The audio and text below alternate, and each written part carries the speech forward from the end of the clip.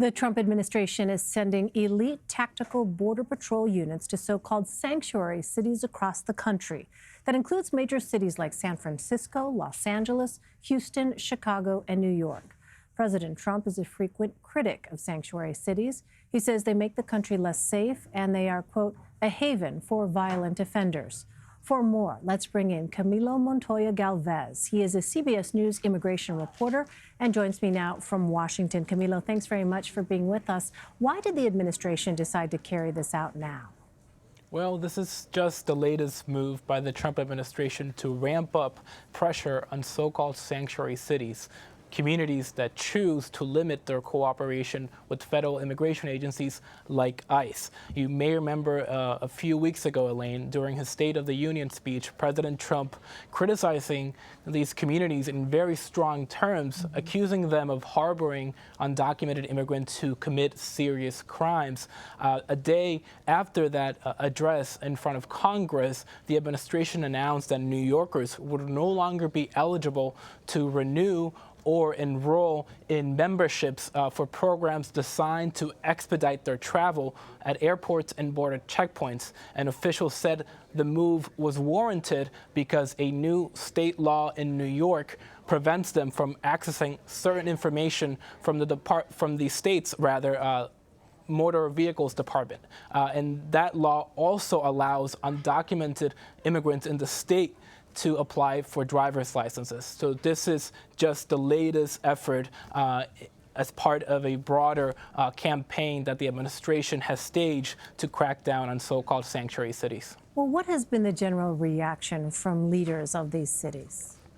Yeah, cities like New York, Los Angeles, San Francisco, Newark have tried to reassure their large immigrant communities. We've even seen police departments like the LAPD stress to their communities that they will not help ICE enforce federal immigration laws. And this is key, Elaine, because it gets to the heart of the term sanctuary city, which I think is often characterize. A sanctuary city are communities, that choose to adopt policies that they see as necessary to safeguard public safety and to maintain a good relationship between local law enforcement and the immigrant communities they serve.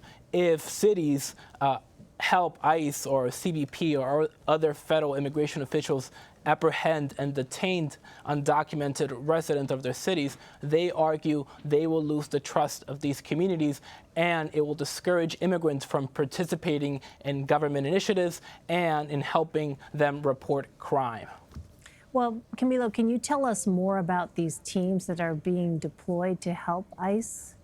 Yes, officials tell CBS News that 50 members of this 100-man team are part of agents that oversee the nation's ports of entries. The other half, 50 other agents, are part of Border Patrol, including members of an elite unit you mentioned in the beginning of this segment known as BORTAC. This is a SWAT-level team that usually is deployed to catch drug smugglers in high-stakes operations. So critics argue that there is no need for these highly skilled, highly armed units in large immigrant communities that are already fearful under this administration because of its restrictive and hardline immigration policies. Could this be part of a broader crackdown on undocumented immigrants in non-border cities? That's what advocates fear. As you may remember, Elaine, just a half a year ago, border officials were dealing with an unprecedented surge of Central American families, most of them seeking asylum. The apprehension numbers at the border have plummeted over the past 8 months, and the administration now has the resources to potentially now focus on interior enforcement. That means raids, maybe workplace raids, roundups across these cities that they see as unfriendly to the administration's policies, because they now have more resources at their disposal since the crisis at the border has been addressed in part. All right, Camilo Montoya-Galvez for us. Camilo, thank you very much. Thank you, Elaine.